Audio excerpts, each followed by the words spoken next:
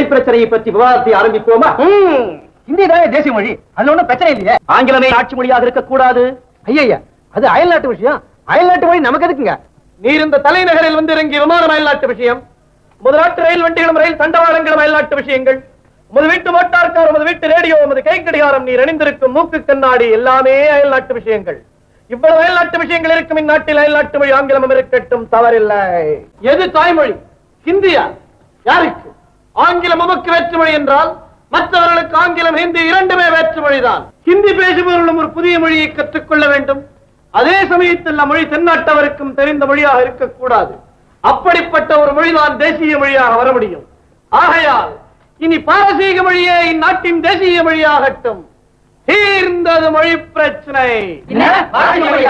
கோவிந்த், அது தென்னாட்டவருக்கு தெரிந்த மொழி அல்ல, உமக்கு திருப்தி. தியாகராஜன், அது வடநாட்டவரும் கற்றுக்கொள்ள வேண்டிய மொழிதான், உமக்கும் திருப்தி.